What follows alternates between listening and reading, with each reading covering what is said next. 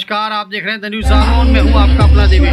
आज शारदीय नवरात्रि का 9वां दिन है और आज हम आपको जनपद जालौन के एक ऐसे दिव्य और सिद्ध मंदिर के बारे में बताने जा रहे हैं। कैसे राजा की कहानी के बारे में बताने जा रहे हैं, जिस राजा के यहाँ स्वयं उज्जैन के राजा महाराज विक्रमादित्य ने नौकरी की, क्योंकि यहाँ के राजा कर्ण सिंह अपनी प्रजा को प्रतिदिन 1.25 मन सोना दान करते थे।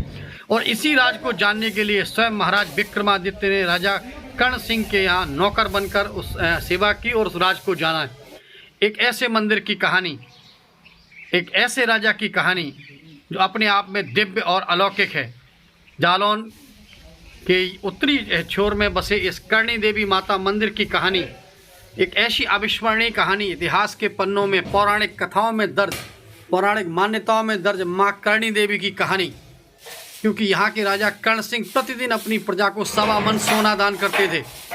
चलिए जानते हैं इस पूरी कहानी के बारे में और इस मंदिर की इतिहास के बारे में। नमस्कार, मैं हूँ आपका अपना देवेश। जनपद जालौन के सीमावर्ती जगम्मनपुर से सटा हुआ कर्ण देवी मंदिर, राजा कर्ण सिंह से जुड़ा हुआ इतिहास और राजा विक्रमादित्य से जुड़ी इसकी कहानी अपने आप में बहुत कुछ बयान करती है। करणी देवी का मंदिर, यहाँ पर विराजमान माँ करणी देवी, जिनके बारे में कहा यह जाता है कि राजा कर्ण सिंह थे, वो 1.25 मन सोना दान करते थे अपनी प्रजा को रोज। और उसके पीछे की कहानी ये थी कि राजा कर्ण सिंह अपने आप को एक कढ़ाई में समर्पित करते थे, खोलते हुए कढ़ाई में समर्पित करते थे, जिसमें कि वो जब अपने आप को समर्पित करते थे तो माँ करणी देवी प्रसन्न होती थी और प्रसन्न होने के बाद 1.25 मन सोना, पहले तो उनको जीवन दान देती थी अमृत से, और उसके बाद 1.25 मन सोना दान में 1.25 मन सोना उनको देती थी ताकि वो अपनी प्रजा को रोज़ दान कर सकें। ये वो कढ़ाव के बारे में बताया कि आज भी अवशेष उसके यहाँ मौजूद हैं। ये कढ़ाव है, हालांकि इसको थोड़ा सा मोटिवेट कराया गया है, लेकिन नीचे का हिस्सा इसमें आज भी वही है।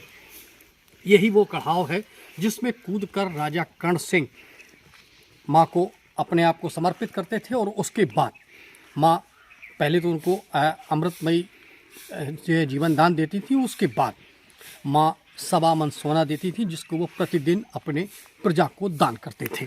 और उनकी ख्याति चारों ओर बढ़ी, ऐसी बढ़ी कि उज्जैन के राजा विक्रमादित्य, जिनके नाम से संवत चलता है, विक्रम संवत चलता है, उज्जैन के राजा विक्रमादित्य ने जब इनकी जो है ख्याति सुनी तो उन्होंने इसकी सत्यता परखनी चाहिए।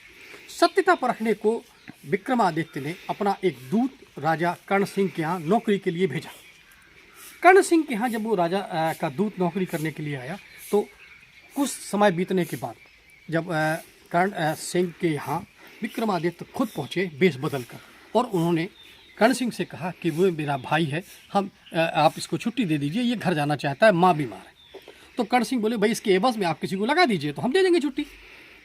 तो खुद राजा विक्रमादित्य कर्ण सिंह के यहाँ नौकरी पर लगे और उन्होंने उनकी दैनिक दिनचर्या, दैनिक क्रियाएं देखी कि किस तरीके से राजा सुबह उठते हैं, दैनिक क्रियाएं करते हैं, खोलते हुए कढ़ाओं में खुद को समर्पित करते हैं, माँ को प्रसन्न करते हैं और अपनी प्रजा के लिए 1.25 मन सोना दान के लिए प्राप्त करते हैं।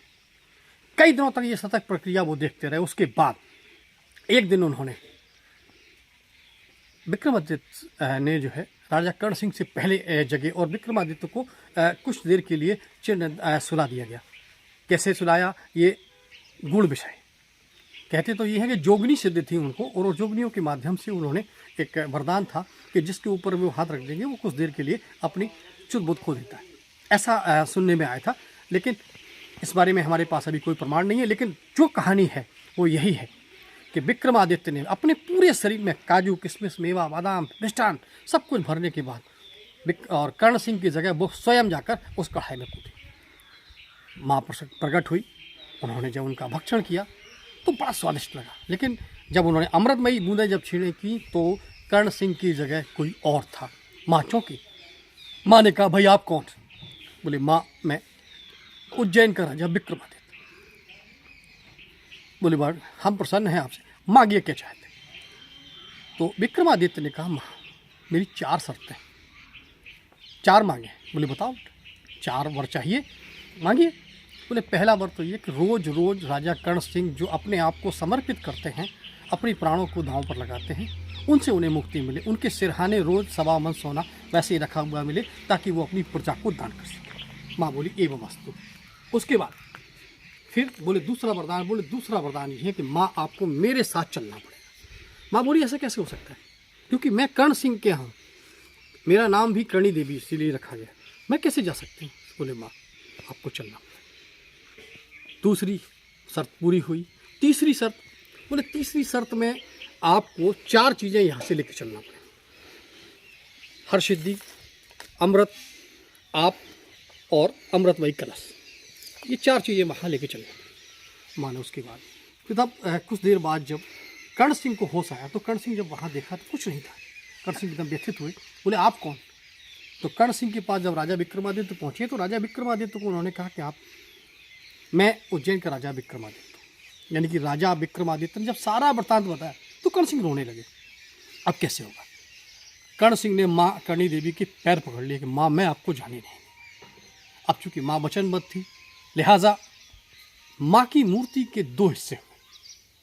माँ की मूर्ति का अग्रभाग यानी ऊपर का भाग जो है वो उज्जैन में आज भी विराजमान है, और माँ के चरणों के भाग यानी जो चरण है वो आज भी इस मंदिर में विराजमान है। यानी कि कर्णी देवी के मंदिर के इतिहास से जुड़ी ये कहानी आज भी जीवंत है।